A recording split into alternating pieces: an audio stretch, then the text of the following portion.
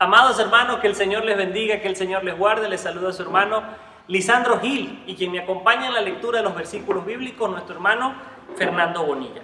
Hoy iniciamos con el estudio de la doctrina número 11, una doctrina bastante corta, pero sumamente importante, porque es la doctrina del ministerio, una doctrina que define quiénes somos nosotros como siervos del Señor, qué lugar ocupamos y cuál es nuestro propósito.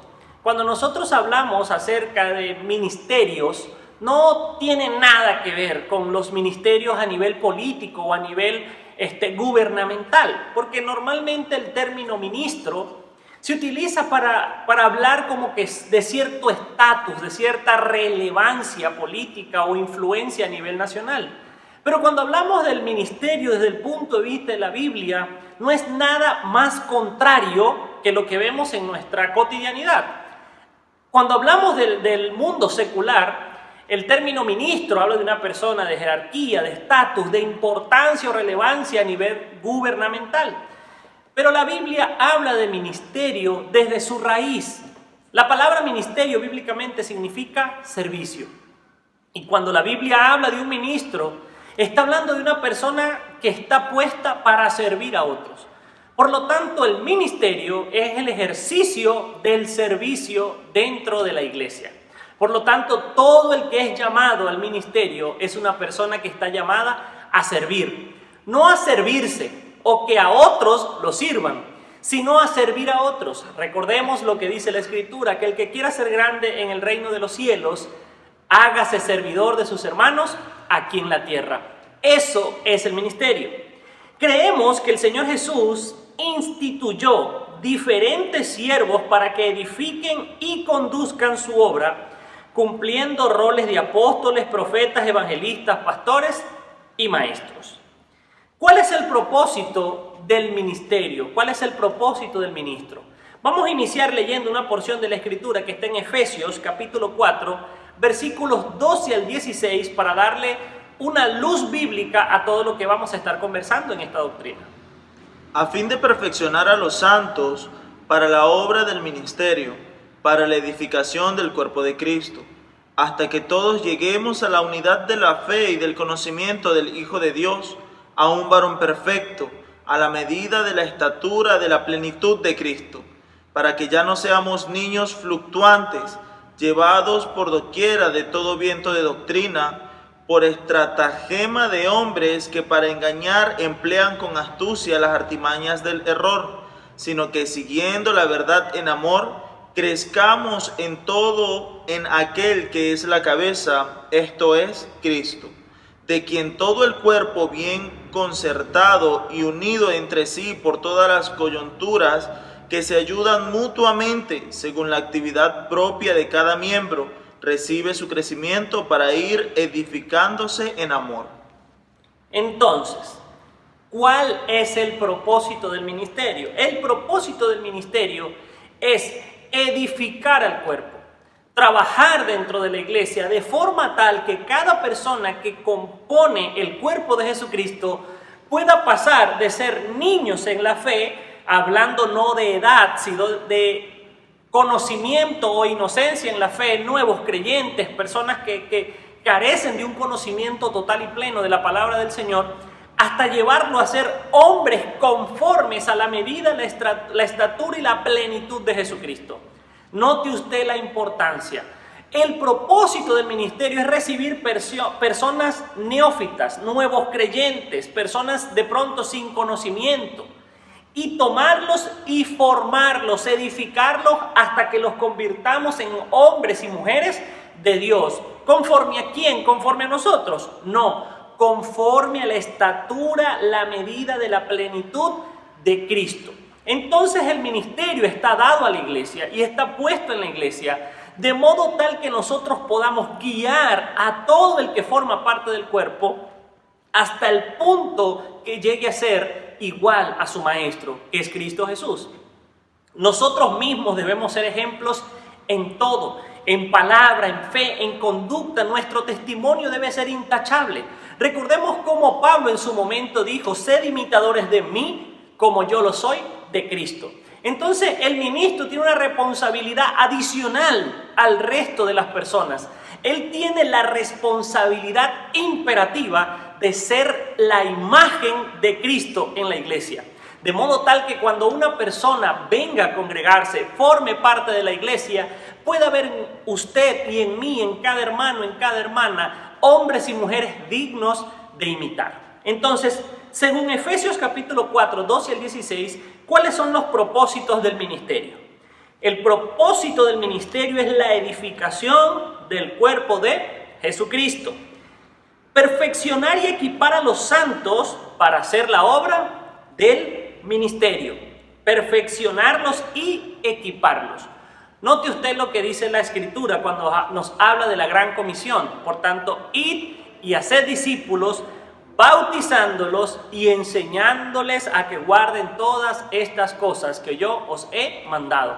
No se trata solamente de hacer que las personas lleguen a la iglesia y escuchen el mensaje, sino que cada uno de esos hermanos que ha escuchado el mensaje de Jesucristo y ha abierto su corazón y ha recibido de su gracia y lo ha hecho su Señor y Salvador, pueda crecer y perfeccionarse de manera tal que Él sea otro más que va a predicar el Evangelio de Cristo a cualquier lugar. Edificarlo en la fe. La Escritura dice que la fe viene por el oír y por el oír palabra de Dios. Así que nosotros debemos responsablemente alimentar a los nuevos creyentes de la palabra no adulterada para que ellos puedan crecer en la fe. Tal cual como cuidar un recién nacido. Está pequeño, hay que velar por cada detalle de su alimentación porque está indefenso, inocente y depende de nosotros para poder vivir. Así es un nuevo creyente. Está en un proceso de crecimiento, desconoce este mundo, sabe que ha creído en Jesús, pero no sabe todo lo que comprende la palabra del Señor. Entonces allí estamos los ministros para darle una palabra no adulterada y pueda crecer en la fe. Edificarlo en la unidad del conocimiento del Hijo de Dios. ¿Cómo es esto en la unidad? Formarlo y edificarlo en la unidad del conocimiento. Estamos hablando de que tenemos que enseñarle el mismo idioma que hablamos todos los hijos de Dios. Padre, Hijo y Espíritu Santo, un Señor, un Salvador, que fue Jesucristo, Dios hecho hombre, que vino a morir en la tierra, en la cruz del Calvario, pagando por nuestros pecados, y que gracias a su muerte en la cruz y el derramamiento de su sangre, nosotros somos hechos hijos de Dios. Debemos tener una sola voz, un solo idioma, una doctrina sólida como la roca que es Cristo Jesús, para que todos estemos unidos en el conocimiento de Jesús como hijos de Dios. Edificarlo en firmeza y en dominio propio, enseñándole lo que es la templanza, de que ahora somos hijos de Dios, que hemos recibido una naturaleza nueva. Ya no somos los hijos del pecado, los hijos del diablo, ahora somos hijos de Dios y tenemos una naturaleza espiritual que ahora gobierna y reina en nuestras vidas, y debemos enseñarle poco a poco la disciplina, la templanza, el dominio propio de ser hijos de Dios. Recordándole lo que enseña Romanos capítulo 8, versículo 1. Porque ahora los que están en Cristo Jesús no tienen condenación para los que viven conforme a la ley del Espíritu y no conforme a la ley de la carne.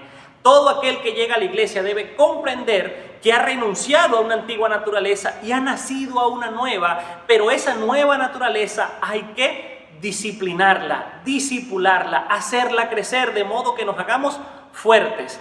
Como dice Pedro también en su carta, que nosotros debemos añadirle a nuestra vida virtud, conocimiento, amor, piedad, mansedumbre, dominio propio, para que podamos crecer y parecernos cada día más a nuestro Señor Jesucristo.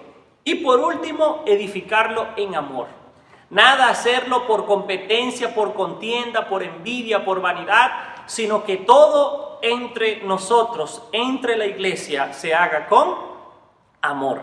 El vínculo perfecto que nos une a todos en la iglesia es el amor, y es responsabilidad de aquellos llamados por Dios a enseñar a otros y a preparar a otros, sembrar esa raíz de amor en el corazón de todo el que viene a la iglesia. hasta que todos lleguemos a la estatura de la plenitud de Cristo. ¿Cuál es la meta? La meta es que todos podamos en algún momento decir lo que dijo Pablo aquel día: sed imitadores de mí como yo lo soy de Cristo. Nosotros no podemos decirle a las personas: mire al cielo y vea a Jesús, mire a la naturaleza y vea a Jesús, mire la palabra y ahí usted va a ver a Jesús. No, la palabra es la palabra de Dios, pero quienes deben reflejar a Jesús en la tierra somos usted y yo. Entonces la meta es que los ministros sean esos guías para aquellos que desconocen y puedan conocer la verdadera esencia de ser cristianos evangélicos. La gran comisión es tarea de todos, puesto que el término ministerio significa servicio. Se entiende que todos los creyentes están comprometidos en el ministerio, ya que todos deben servirse los unos a los otros por o con amor. Gálatas capítulo 5, versículo 13 nos habla un poco de que nosotros estamos unidos por la libertad del Señor para edificarnos en amor. Gálatas 5:13 dice: porque vosotros, hermanos, a libertad fuisteis llamados, solamente que no uséis la libertad como ocasión para la carne, sino servíos por amor los unos a los otros. Note usted lo que dice: somos libres, pero nuestra libertad no debe ser utilizada para darle gusto o satisfacción a la carne, sino que nuestra libertad debe ser una libertad para servir en amor los unos a los otros. Conocimos la verdad de Jesucristo, somos libres, sí, pero ¿libres para qué? No es para hacer lo que nos dé la gana, lo que se nos venga en gana, sino libres para dar de gracia lo que de gracia hemos recibido. Libres para servir, libres para amar, libres para dar, hacer lo que Jesucristo hizo.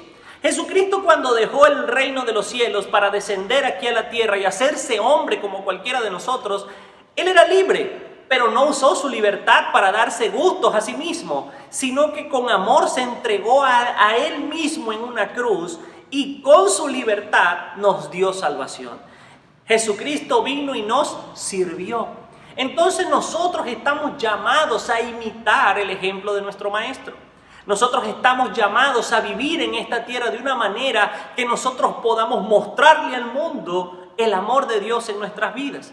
Entonces somos llamados a servirnos los unos a los otros. Jesucristo les dijo a sus discípulos que Él debía lavar sus pies, servirlos, a pesar de que Él era su maestro.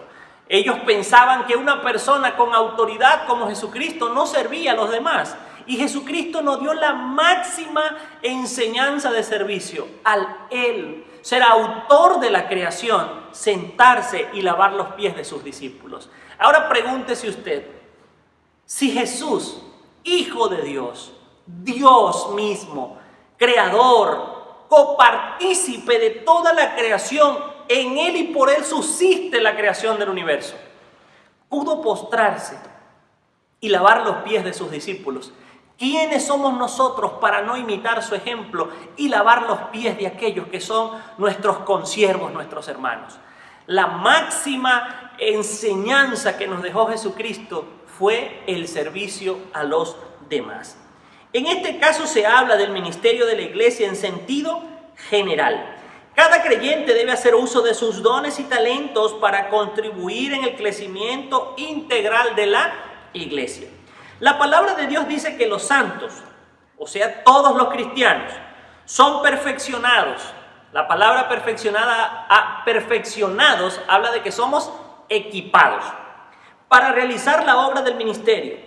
En sentido corporativo o general, cada creyente que sirve y contribuye a la edificación de la iglesia es un ministro.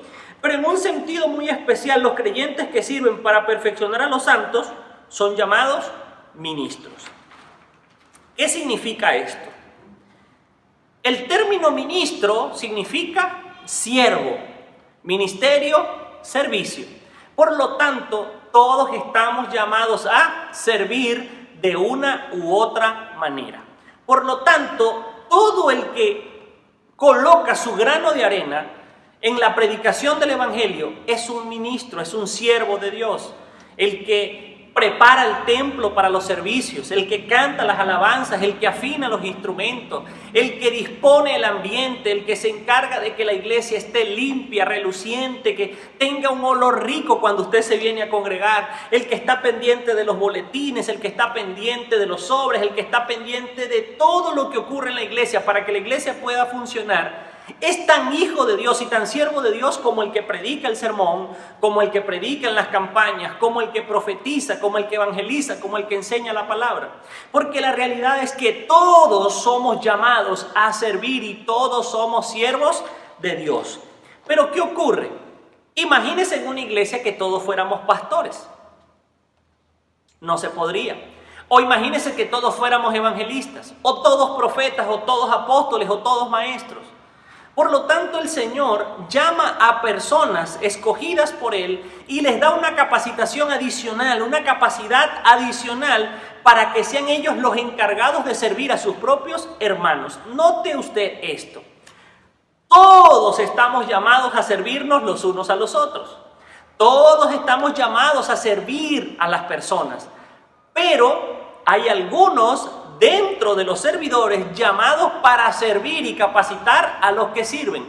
Esos son los que ahora conocemos como ministros. Cuando se habla del ministro en un sentido especial, se refiere al servicio prestado por ciertos creyentes a los cuales Dios ha llamado y dotado de ciertos dones especiales que los distinguen de los demás creyentes.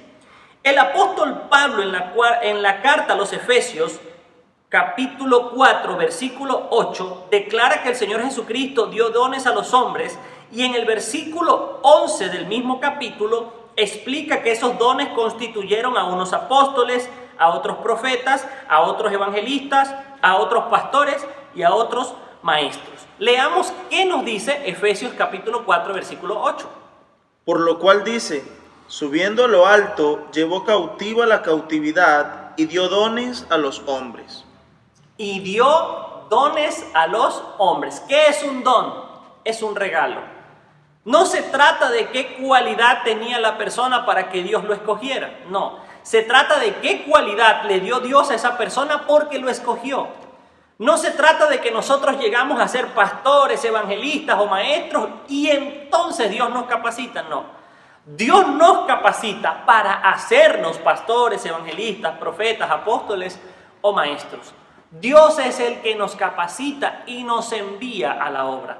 El ministerio es un don de Dios, es un regalo. No se puede comprar, no se puede adquirir, no se puede heredar, no se puede dar para que otro lo tenga, sino que se recibe directamente de Dios.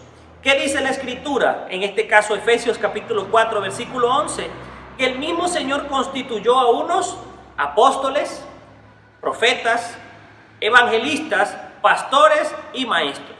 El mismo apóstol Pablo testificó que el Señor lo puso a él como apóstol y maestro de los gentiles.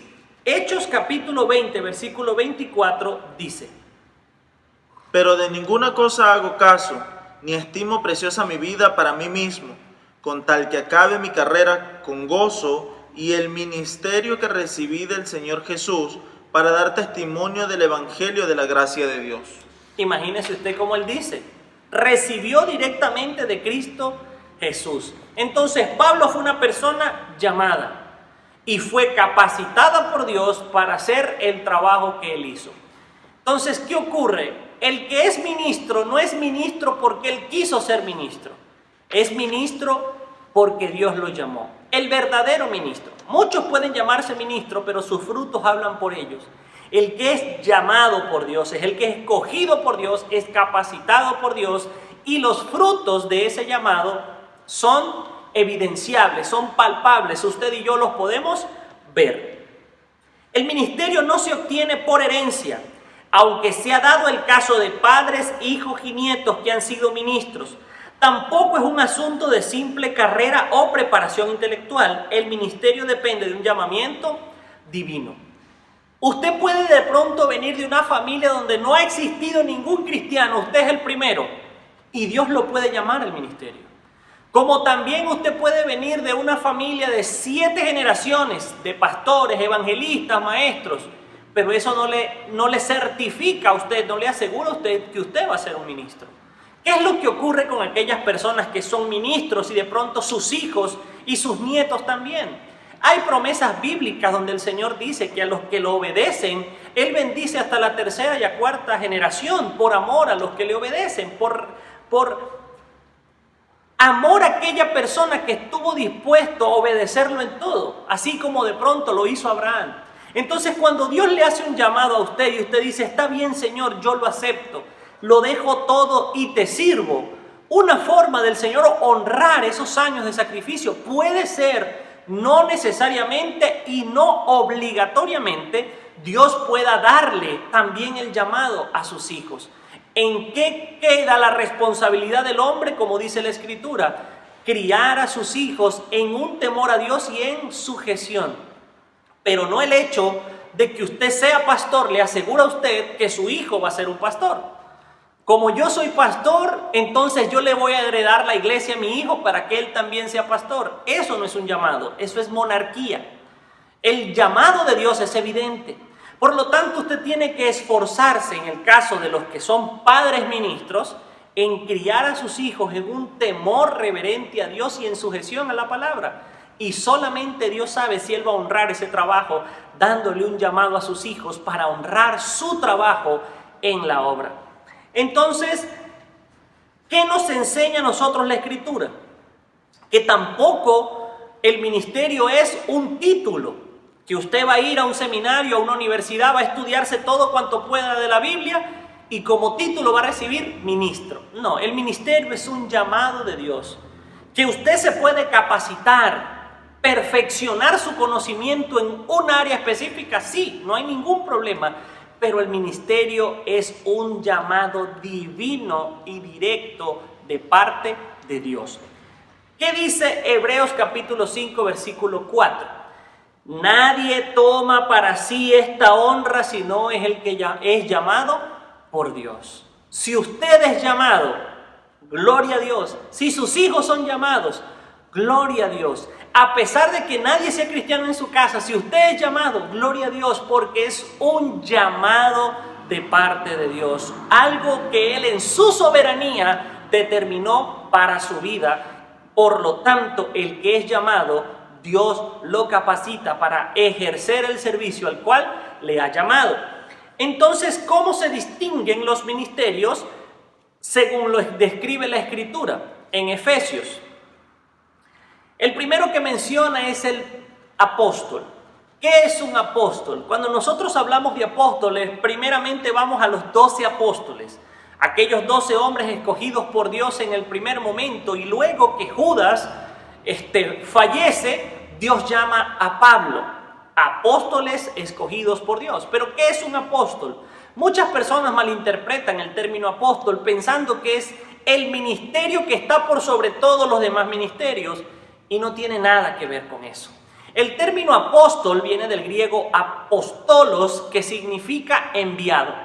El término apóstol habla de aquella persona que es enviada a un lugar a establecer el reino de Dios. En los tiempos de la Escritura, en aquellos días, el término apóstol era un término romano utilizado para sus embajadores. Por lo tanto, un apóstol era un embajador enviado a tierras extranjeras como representante de su tierra natal. Por lo tanto, un apóstol en el Evangelio es un enviado de la iglesia, un enviado del cuerpo de Cristo a lugares donde no está el reino de Dios para que sea implantado y él lleve la cultura del reino de Dios a donde quiera que él va. Es algo como lo que hacen hoy los misioneros. Son enviados a distintos lugares en el mundo donde la palabra de Dios no ha llegado y ellos van llevando la enseñanza del reino de los cielos a donde quiera que van. Predican el evangelio. Luego vamos con los profetas. ¿Qué es un profeta? Un profeta es un portavoz de la palabra del Señor. Es una persona que recibía revelación directa de Dios y las transmitían a la iglesia con el fin de consolar, edificar, confirmar y exhortar. Yo quiero hacer una diferencia entre los profetas del Antiguo Testamento y los profetas del Nuevo Testamento. Los profetas del Antiguo Testamento tenían la cualidad de que eran llamados a ser profetas, pero también los acompañaba la inspiración del Espíritu Santo para las Sagradas Escrituras. ¿Qué quiero decir con esto? Ustedes en el Antiguo Testamento ven como hombres como Daniel, Isaías, Jeremías, Ezequiel, Oseas, Amós, Miqueas, Jonás, Nahum, Eliseo, Elías, eran hombres llamados por Dios a ser profetas, y ellos profetizaban a un pueblo en el cual en aquel momento no estaba la palabra de Dios de forma escrita en su totalidad. Por lo tanto, sus palabras también eran utilizadas para establecer la palabra de Dios. Tenemos el libro de Daniel, el libro de Isaías, el libro de Jeremías, el libro de Ezequiel, el libro de Jonás, y así constantemente. Pero después que la escritura se selló en Apocalipsis, ya ningún profeta puede dar una palabra de Dios que no esté escrita o que contradiga la Sagrada Escritura, porque ahora todo lo que ellos digan de parte de Dios está sujeto a la palabra de Dios que ya nos fue dada. Entonces, un profeta puede dar palabra de parte de Dios, pero nunca contradecir, añadir o quitar a lo que ya está establecido en la Sagrada Escritura desde Génesis hasta Apocalipsis. Por lo tanto, todo lo que el profeta dice debe ser juzgado a través de las Escrituras para saber si verdaderamente es profeta. ¿Qué nos dice Hechos capítulo 15, versículo 32? Y Judas y Silas, como ellos también eran profetas, consolaron y confirmaron a los hermanos con abundancia de palabra. Note usted, consolaban y afirmaban a los hermanos con abundancia de palabra. En el Nuevo Testamento el término profetizar toma una nueva connotación. Cuando Pablo habla acerca de la profecía en Corintios, 1 Corintios capítulo 14, él está hablando de que profetizar es enseñar la palabra. Por lo tanto, una forma de profetizar es hablar con la sabiduría de Dios y decirle a la persona palabras que están establecidas en la Escritura, pero que son guiadas por Dios para edificar ese corazón o levantar el ánimo, las fuerzas de esa persona que está decaída o que siente desmayar. Por lo tanto, el enfoque del profeta es consolar, edificar, confirmar y exhortar a las personas a través de la palabra del Señor. Por lo tanto, debemos velar y cuidar de no confundir profecía con adivinación. La profecía está sujeta a la palabra de Dios. Tercero, evangelistas. Son los que predican las buenas nuevas a las multitudes y están equipados generalmente con dones de poder o con palabra de ciencia, divinamente equipados para ganar a los perdidos. Pablo le dijo a Timoteo: haz obra de evangelista, cumple con tu ministerio. ¿Qué es un evangelista? Cuando tomamos la palabra evangelista y la llevamos a su raíz, viene del término evangelio, buenas nuevas. Por lo tanto, el evangelista es una persona llamada a predicar las buenas nuevas a toda criatura, y son personas capacitadas por Dios con una gracia y un llamado especial para llegar al corazón de aquellos que los escuchan. Ciertamente sabemos que el que hace la obra es el Espíritu Santo, el que convence de justicia, de pecado y de juicio es el Espíritu Santo, pero esta persona está capacitada de una llenura, de una gracia, de una unción, de un poder de Dios para ir y predicarle a las almas y que éstas escuchen su voz. Entonces, este es el evangelista, un predicador, aquel que lleva el evangelio y lo predica a los cuatro vientos a donde quiera que va. Los pastores, de pronto es el más conocido. ¿De dónde viene el término pastor? De ahí mismo, pastor, que pastorea rebaños, ovejas. De ahí viene el pastor.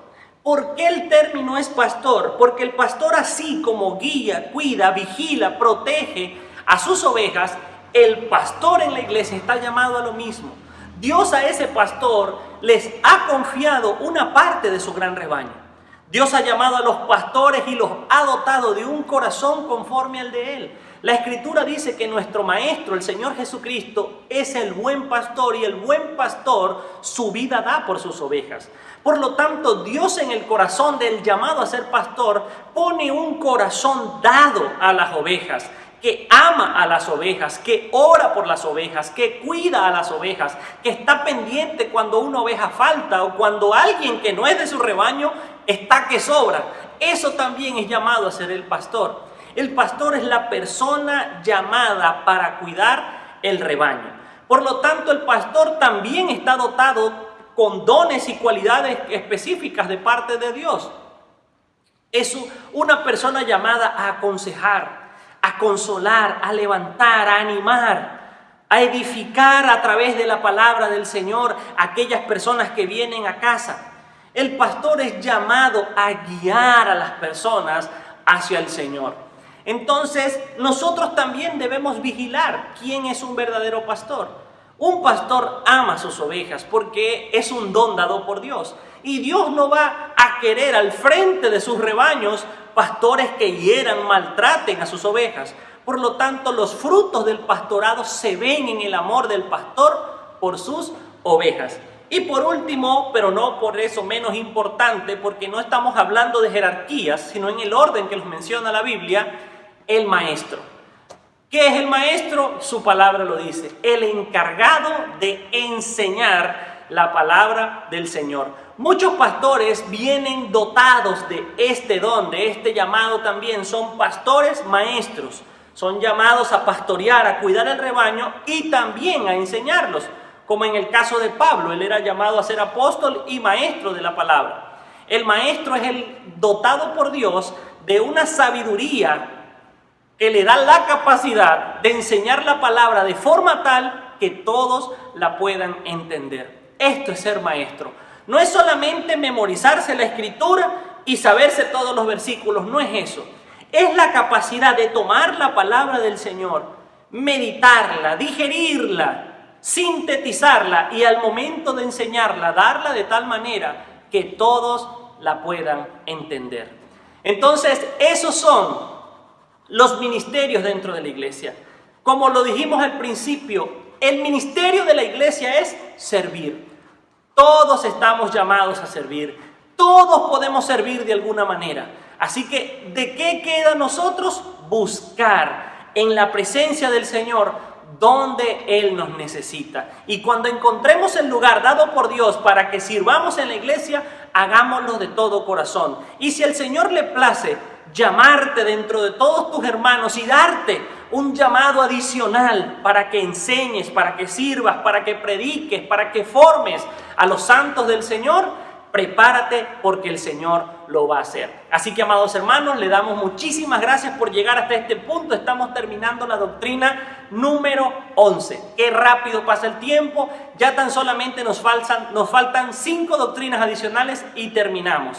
Y como siempre les decimos, si tiene alguna duda, si tiene alguna pregunta que quiera hacernos, póngase en contacto con nosotros a través de las redes sociales, escríbanos en los comentarios, que nosotros tenemos toda la disposición del mundo para responder todas sus dudas. Que el Señor les bendiga y que el Señor les guarde.